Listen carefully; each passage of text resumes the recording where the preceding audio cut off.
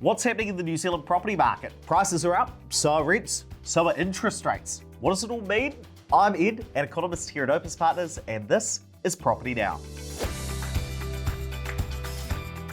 The property market downturn is over. Prices have stopped falling. The bottom of the market, been and gone. And if you wanted to buy when prices were at their absolute rock bottom, you've missed it. Prices went up 0.9% in August, and that means it is the third month in a row that house prices have increased. Today, they are 2.1% higher than the bottom of the market. That was back in May 2023. And Auckland in particular is leading the way. House prices there up 3.1% in the last 3 months since May. Some other places like Southland is up almost 6%, Otago almost 5%, and Wellington 3.5%. So in most places, house prices are recovering, but they're not going up everywhere. Northland, Taranaki, and also Waikato, they're still on their way down. Over the last 3 months, they've fallen 3.5% in Northland, 1.4% in Taranaki, and 1.5% in Waikato. So while house prices in the country as a whole, hey, they've bottomed out, they're on the way up. But that doesn't mean that your property market has bottomed out just yet. Bit like the weather, sun's starting to shine in Auckland and Wellington, still a bit cloudy in Taranaki and Northland. But where are house prices going to go next? Every single large bank in New Zealand thinks that house prices are going to go up in 2024. Westpac, they think it's going to go up 7.7%, BNZ 6.7%, Kiwibank touch under 5%, and it goes down from there. The average bank reckons that prices are going to go up about 3.8% in 2024, and house prices, again, will likely continue to go up between now and the end of the year. Now, who knows which economist predictions are going to turn out right? They'll probably all be wrong, but maybe one or two of them might get close. But forget the numbers for a moment.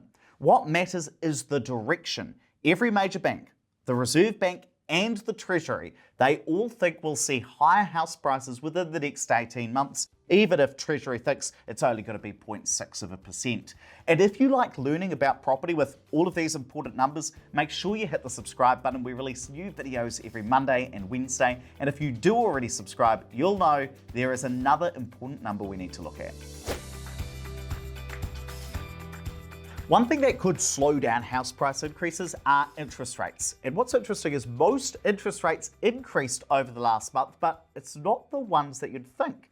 You see, up until recently, some interest rates had been falling. The 5-year rate peaked back in January and had been falling away for most of the year, but that started to creep up. The 1-year rate, yep, that had been increasing for most of the year. But compared this month to last month, it's actually those longer term interest rates that have increased. The 5-year rate's gone from about 6% up to about 6.25. The 3-year rate from 6.5 up to 6.7. And actually those shorter term rates, the 6-month has decreased a bit over the last month. The 1-year rate has actually stayed exactly where it is. So those decreases in the longer term interest rates, that now seems to be a little bit premature. We're seeing some increase there. But what's most interesting is that these high interest rates don't seem to be stopping house prices from going up, at least so far.